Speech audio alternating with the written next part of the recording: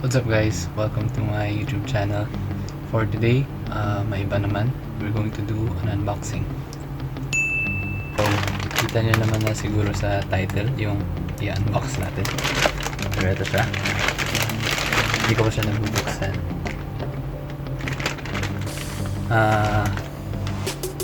So, mic siya.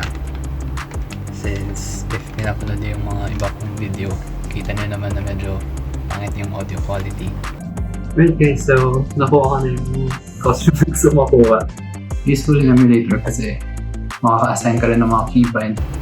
Kaya since gusto ko rin naman tuloy-tuloy gumawa ng video, naisipan ko na lang din mag-invest sa isang mic.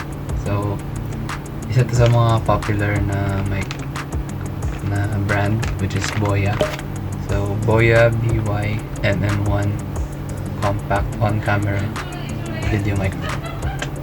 Yan. So, buksan na.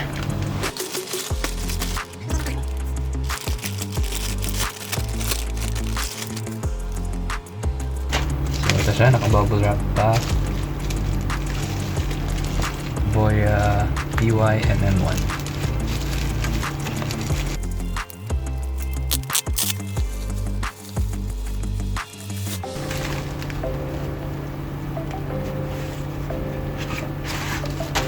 Yan. So medyo may UP yung box, pero overall mukhang good quality naman. So shout out sa One Gadget na binili ko sa Lazada. So One Gadget yung seller. Lagay ko sa description box para makabili din kayo if magustuhan niyo. Alright, so sa Green Hills ata yung shop niya. Parang nakalagay dito na sa 3rd floor ng Annapolis Tower sa Green Hills, San Juan. Alright, so yung audio na gamit natin ngayon is yung audio using yung microphone. So check natin mamaya pag ginamit na natin yung bagong mic. So let's open it first. Ano yung color scheme ng box? White and blue. Isa favorite na color scheme. So, ito siya.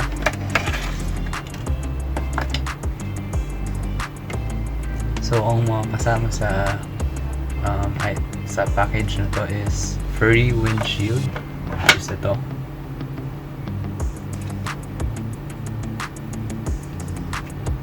Yung microphone mismo.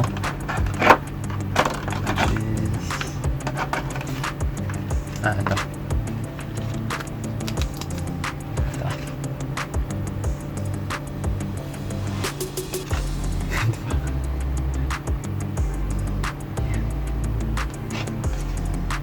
Uh,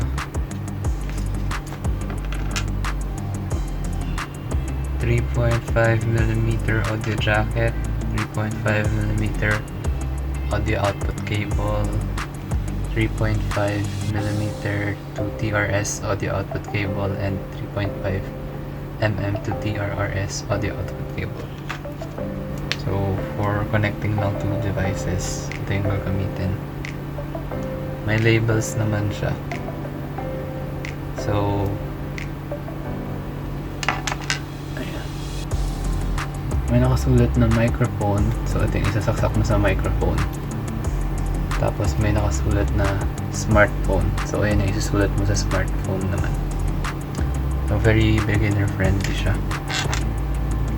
Dito sa isa pang cable, walang nakalagay, pero same lang ata siya dito. Iba lang yung wiring. Mas curly. Naka-curl. Ito. Naka-loop. Ito hindi. Then may pouch for it na may boya na design, yung logo nila and the name. Not sure dito. Yan. Delivery receipt, nandito yung price niya, which is 1,090 plus 45 pesos na shipping fee ata. So 1,135 yung ginastos ko for this. Meron din yung manual and warranty card, plus ito, which is pagkakabit mo siya sa camera. Ano yung tawag dito? Shock mount daw yung tawag dito. Alright, so sa manual dito naman yung instructions, very easy to understand. 1 to 2 steps lang yung nakalagay for using it. So very easy and hindi kayo magkaka-problems if hindi kayo masyado marunong sa technical stuff. Very easy siya. Medyo plug and play lang talaga. For the most important part is itetest natin siya. So yan, yung current na audio is yung audio using the microphone ng phone. So tatry natin siya na gamitin with its windshield. Yan. So once makabit mo siya,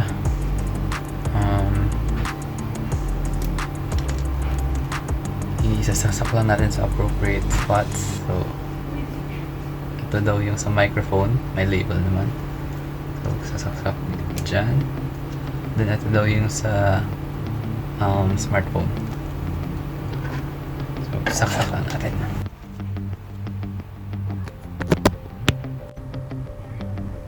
Yan. So automatic naman siya na kahit recording na is nag-switch siya to this microphone. So mas mapapansin nyo if mag-change yung quality. So yan. So medyo mas clear naman siya and less yung noise na maririnig nyo. Lalo na pag nasa outside na environment na medyo windy, kaya may windshield talaga.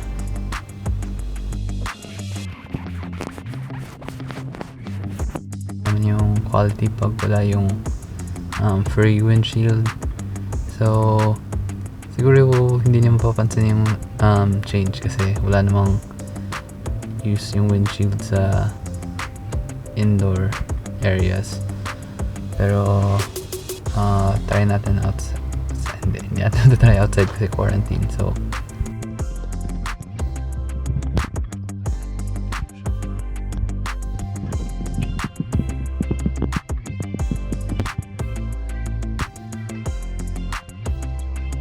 sorry, gumagalaw. And ganun yung itsura niya pag nakakabit na. And parang ito yung na sinusuksok dun sa mga DSLR camera para nasa ibabaw siya ng camera niya. So that's it for the video, guys. Hope you liked the video, and if you do, please leave a comment, share the video, and subscribe to my channel for more content like this. So sa channel ko hindi siya puro unboxing. Yung previous videos ko are gameplay and figure reviews. Pero meron din akong mga travel videos and other sort of random stuff. So if you're up for all of that, be sure to subscribe. But if you are looking for a YouTube channel that's more focused on unboxing, I have the perfect recommendation for you, and ito siya. So yan. So make sure to subscribe to his channel as well if you want a quality unboxing. So yun lang, guys. Thank you. Bye.